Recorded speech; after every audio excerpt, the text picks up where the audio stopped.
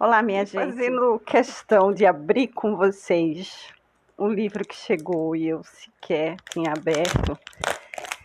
Então, para que a gente possa celebrar junto esse momento, mais uma vez, um livro muito mais acessível do que outros, mas para a gente experimentar junto. Deus do céu, Cartas a um Jovem Poeta, mesmo autor de Os Cadernos de Malte Gladysbridge. A tradução é de Pedro Susekin. Pedro Susekin será também alguma relação com o romance A Pomba, minha gente? Vamos investigar. Rainer Maria Rilke, a gente falou em Salomé, não tem como não ter uma associação entre esses dois. Deve ter sido o amor mais lindo, quem sabe, de toda a história da literatura. Acredito eu que ele, bem mais jovem do que ela, não é mesmo? Para você ver que o amor não funciona na regra do Deus Cronos. Mas então vamos ler o livro, experimentá-lo juntos. A coleção LM Pocket. Dois irmãos, salvo engano, que resolveram revolucionar esse mercado literário. Eu tive a honra de conhecer um deles outro dia pelo Instagram. Com expositores e formatos mais práticos, mais simples de carregar, revolucionaram o mercado. E aqui está a minha edição de Cartas a um Jovem Poeta, de Rainer Maria Rilke, que nasceu em 1875, de extrema efervescência na arte. Depois de 1840 até 1920, a gente vive aí talvez a inauguração de boa parte dos movimentos artísticos. Vamos lá.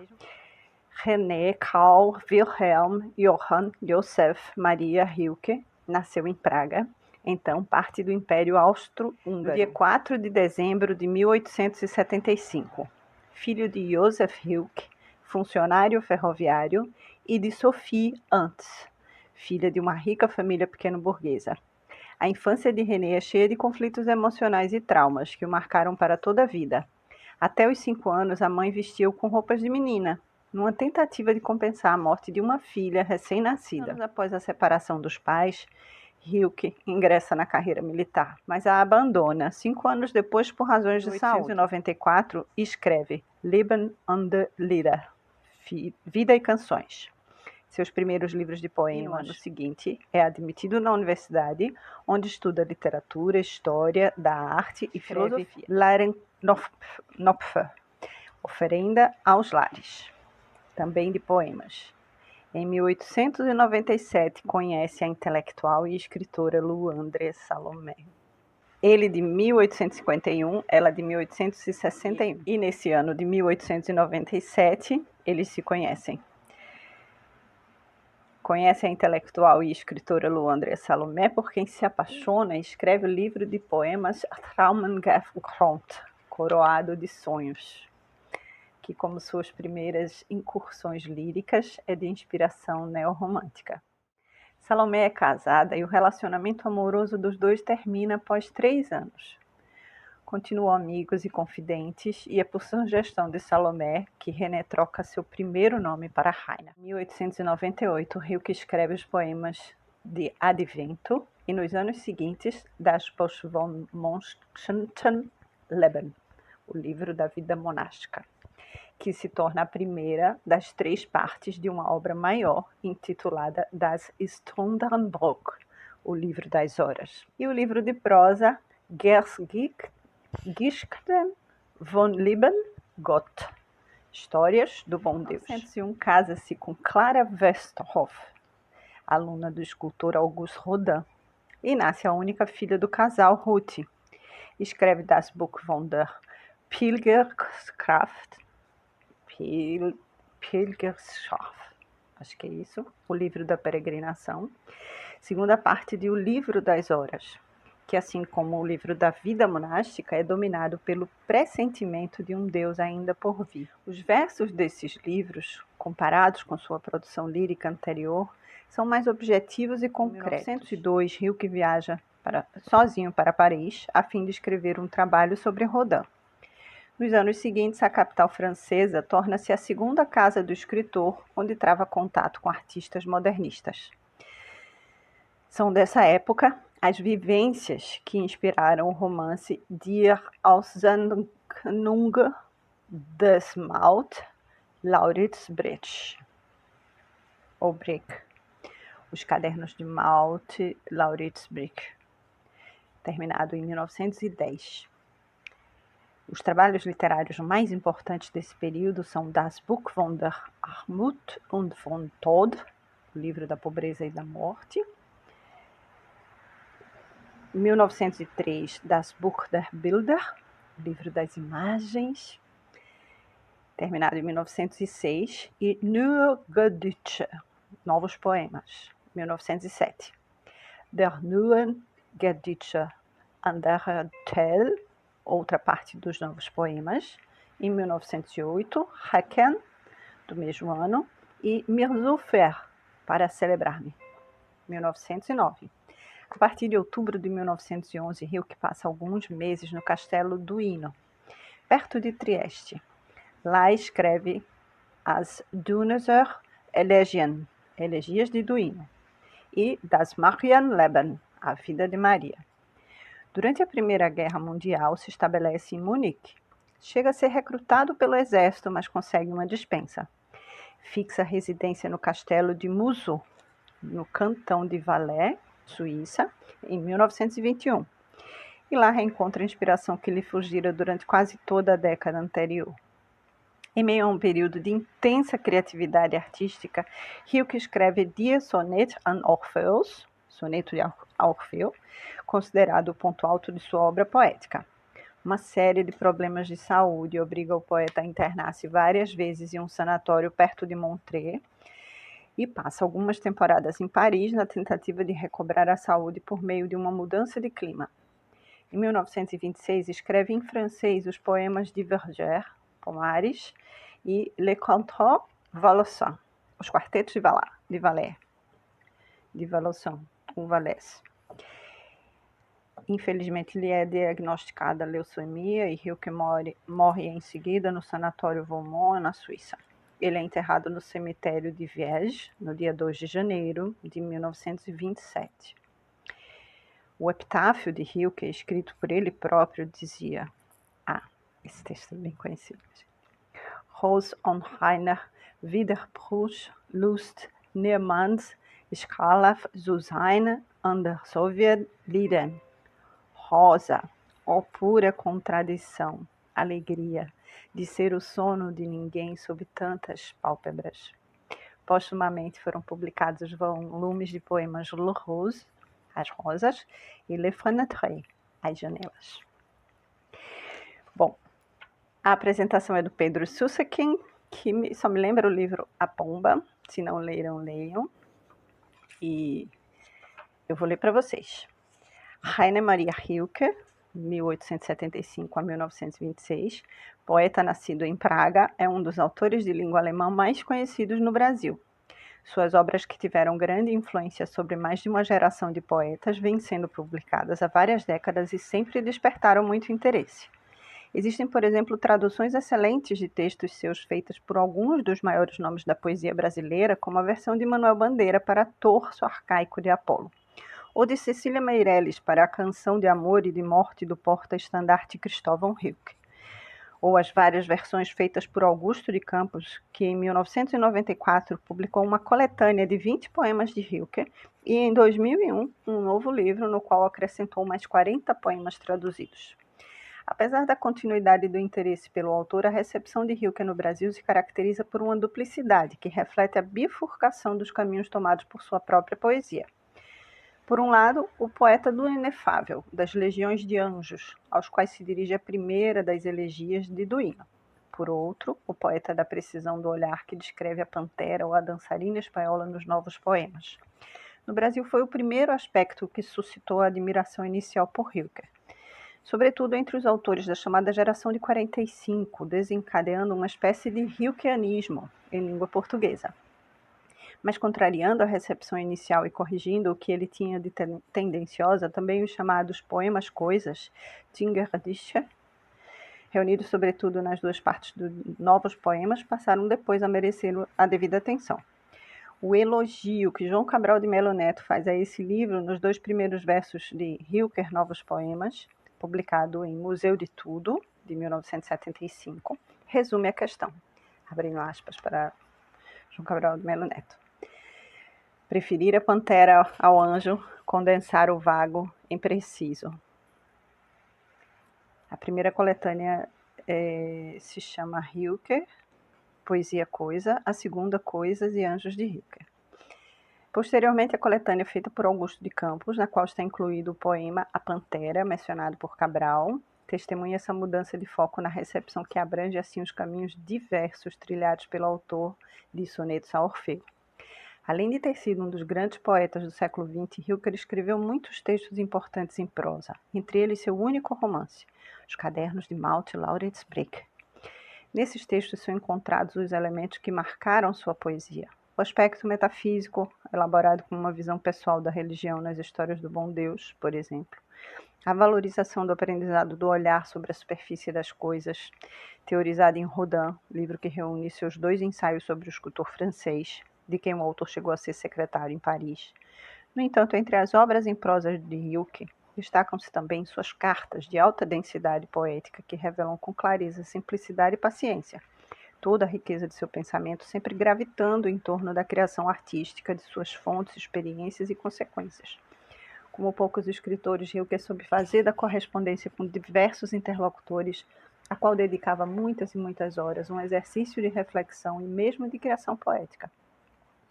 Esse cuidado e essa dedicação justificaram a publicação póstuma por parte de algumas das pessoas com quem ele se correspondeu, de várias de suas cartas. Deve ser mencionada para exemplificar a correspondência com a célebre intelectual Luandré Salomé, assim como as cartas sobre Cézanne, trocadas com a artista plástica Clara Rilke, esposa do escritor. A beleza da prosa de Rilke e a riqueza de seu pensamento se revelam plenamente nas cartas a um jovem poeta, destinadas originalmente ao jovem Franz Xavier Capus, que as publicou em 1929, apenas 3 anos após a morte de seu interlocutor. As considerações e os conselhos ponderados em resposta às inquietações do jovem que ambicionava ser poeta vão muito além da dimensão pessoal, de modo que os textos fazem sentido sem a necessidade de ler as cartas a que eles respondem. Nas palavras de Rilke, escritas há aproximadamente 100 anos, brilha e salta aos olhos a atenção dedicada do poeta observador.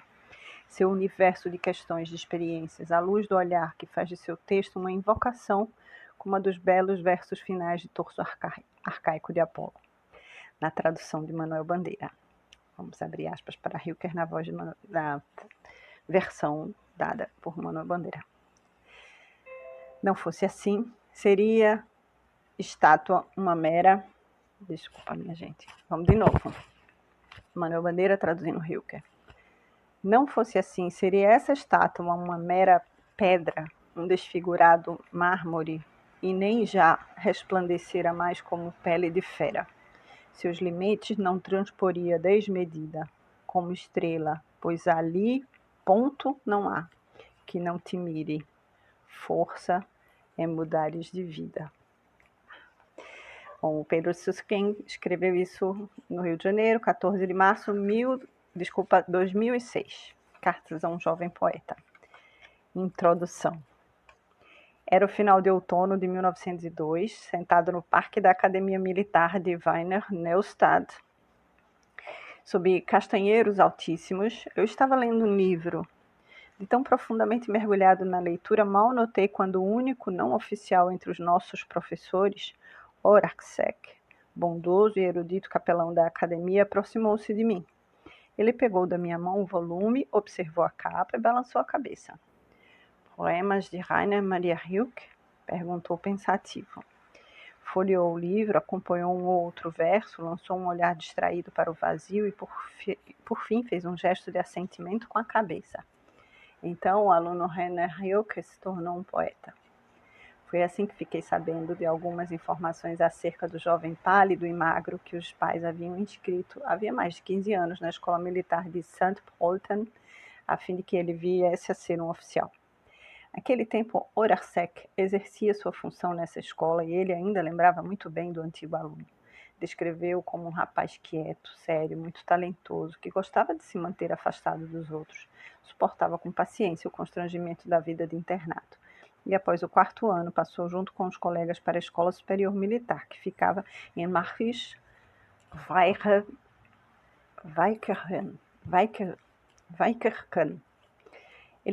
Ali ficou evidente que a sua resistência física não era suficiente para seguir a carreira. Por isso, seus pais o tiraram da instituição e lhe permitiram que continuasse os estudos perto de casa, em Praga. Horacek não sabia dizer como a sua vida havia caminhado desde então.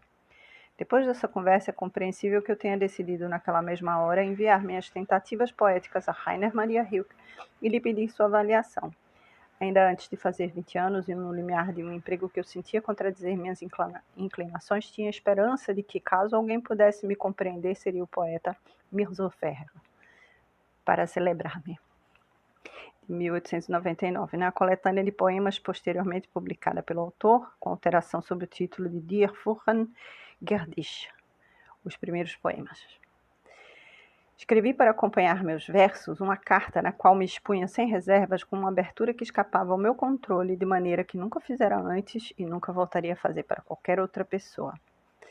Várias semanas passaram até que a resposta chegasse. A carta pesada, lacrada com selo azul, tinha o carimbo do Correio de Paris e exibia no envelope as mesmas letras claras, belas e seguras que o texto fora escrito da primeira à última linha. Com isso, teve início minha correspondência regular com Rainer Maria Rilke, que durou até 1908, diminuindo gradativamente, porque a vida me impeliu para regiões das quais o cuidado terno, delicado e tocante do poeta havia pretendido justamente me resguardar. Mas isso não é importante, só são importantes as 10 cartas que seguem, importantes para o conhecimento do mundo em que Rainer Maria Rilke viveu e criou, e importantes também para muitos dos que crescem e se transformam hoje e amanhã. Quando fala alguém grandioso e único, os pequenos têm que se calar. Berlim, junho de 1929, Franz Xavier Capus.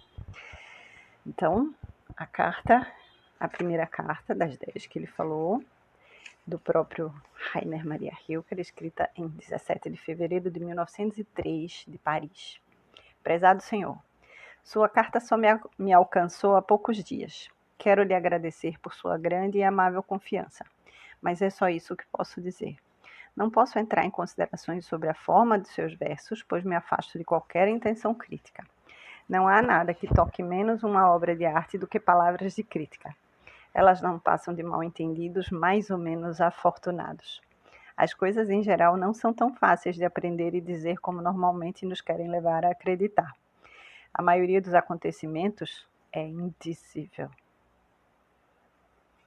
Realiza-se em um espaço que nunca uma palavra penetrou, e mais indizíveis do que todos os acontecimentos são as obras de arte. Existências misteriosas cuja vida perdura ao lado da nossa que passa. Fez essa observação prévia, posso lhe dizer ainda que seus versos não possuem uma forma própria, mas apenas indicações silenciosas e veladas de personalidade. Sinto esse tipo de indicação de modo mais claro no último poema Minha Alma. Ali algo de próprio quer ganhar expressão. E no belo poema A Leopardi, talvez se desenvolva uma espécie de afinidade com aquele grande solitário. Apesar disso, os poemas ainda não são independentes, não têm autonomia. Mesmo o último e o dedicado a Leopardi, sua carta amável que os acompanha, não deixou de me esclarecer alguma insuficiência que senti ao ler seus versos, sem, no entanto, ser capaz de designá-la pelo nome. O senhor me pergunta se os seus versos são bons. Pergunta isso a mim. Já perguntou a mesma coisa a outras pessoas antes? Envia os seus versos para revistas? Faz comparações entre eles e outros poemas e se inquieta quando um ou outro redator acusa ou recusa suas tentativas de publicação. Agora, como me deu licença de aconselhá-lo, peço para desistir de tudo isso. O senhor olha para fora, e é isso, sobretudo, que não devia fazer agora. Ninguém pode aconselhá-lo e ajudá-lo, ninguém. Há apenas um meio, volte-se para si mesmo. Investigue o motivo que o impele a escrever. Comprove se ele estende as raízes até o ponto mais fundo do seu coração. Confesse a si mesmo se o senhor morreria caso fosse proibido de escrever. Sobre tudo isso, pergunte a si mesmo na hora mais silenciosa de sua madrugada: preciso escrever? Desenterre de si mesmo uma resposta profunda, e se ela for afirmativa, se o senhor for capaz de enfrentar essa pergunta grave como forte e simples, preciso, então construa sua vida de acordo com tal necessidade. Sua vida tem de se tornar, até na hora mais indiferente e irrelevante, um sinal e um testemunho desse impulso. Então se aproxime da natureza, procure como o primeiro homem dizer o que vê e vivencia e ama e perde. Não escreva poemas de amor. Evite a princípio aquelas formas que são muito usuais e muito comuns. São elas as mais difíceis, pois é necessária uma força grande e amadurecida para manifestar algo de próprio, onde há uma profusão de tradições boas, algumas brilhantes. Por isso, resguarde-se dos temas gerais para acolher aqueles que seu próprio cotidiano lhe oferece. Escreva suas tristezas e desejos, os pensamentos passageiros e a crença de alguma beleza. Escreva tudo isso com sinceridade íntima, serena, paciente, e utilize para se expressar as coisas de seu ambiente, as imagens de seus sonhos e os objetos de sua lembrança. Caso seu cotidiano lhe pareça pobre, não reclame dele, reclame de si mesmo. Diga para si mesmo que não é poeta o bastante para evocar suas riquezas, pois para o Criador não há nenhuma pobreza em nenhum ambiente pobre e insignificante. Mesmo que estivesse em uma prisão, cujos muros não permitissem que nenhum dos ruídos do mundo chegasse a seus ouvidos, o Senhor não teria sempre a sua infância, sua riqueza preciosa, régia, esse tesouro de recordações? Volte para ela a sua atenção. Procure trazer à tona as sensações submersas desse passado tão vasto. Sua personalidade ganhará firmeza, sua solidão se ampliará e se tornará uma habitação à meia luz, da qual passa longe o burburinho dos outros. E se deste ato, de se voltar para dentro de si, desse aprofundamento em seu próprio mundo, resultar em versos, o senhor não pensará em perguntar a ninguém se são bons versos. Também não tentará despertar o interesse de revistas por tais trabalhos, pois verá neles seu querido patrimônio natural, um pedaço e uma voz de sua vida. Uma obra de arte é boa quando surge de uma necessidade. É no modo como ela se origina que se encontra seu valor, não há nenhum outro critério. Por isso, prezado Senhor, eu não saberia dar nenhum conselho senão este: voltar-se para si mesmo e sondar as profundezas de onde vem a sua vida. Nessa fonte o senhor encontrará a resposta para a questão de saber se precisa criar. Aceite-a como ela for, sem interpretá-la. Talvez ela revele que o senhor é chamado a ser um artista. Nesse caso, aceite sua sorte e a suporte, com seu peso e sua grandeza, sem perguntar nunca pela recompensa que poderia vir de fora. Pois o Criador tem de ser um mundo para si mesmo e encontrar tudo em si mesmo e na natureza da qual se aproximou. Mas talvez, depois desse mergulho em si mesmo e em sua solidão, o senhor tenha de renunciar a ser poeta. Basta, como foi dito, sentir que seria possível viver sem escrever para não ter mais o direito de fazê-lo. Mesmo assim, não terá sido em vão o exame de consciência que lhe peço. Seja como for, sua vida encontrará a partir dele caminhos próprios e que eles sejam bons, ricos e vastos. É o que lhe desejo do mais que posso manifestar. O que ainda devo dizer ao senhor? Parece-me que tudo foi enfatizado de maneira apropriada. Por fim, gostaria apenas de aconselhá-lo a passar com serenidade e seriedade pelo período de seu desenvolvimento. Não há meio pior de atrapalhar esse desenvolvimento do que olhar para fora e esperar que venha de fora uma resposta para questões que apenas o seu sentimento íntimo talvez possa responder na hora mais tranquila. Foi para mim uma alegria encontrar em sua carta o nome do professor Horacek. Guardo uma grande estima por esse amável sábio e uma gratidão que se mantém através dos anos. Por favor, mencione a ele o que sinto, é muita bondade que ainda se recorde de mim e sei apreciá-la. Devolvo também os versos que o senhor me confiou amigavelmente e lhe agradeço mais uma vez pela grandeza e pela cordialidade de sua confiança, de que procurei me tornar um pouco mais digno do que realmente sou, como um estranho, por meio dessa resposta sincera, feita da melhor maneira que pude, com toda devoção e toda simpatia. Rainer Maria Rilke.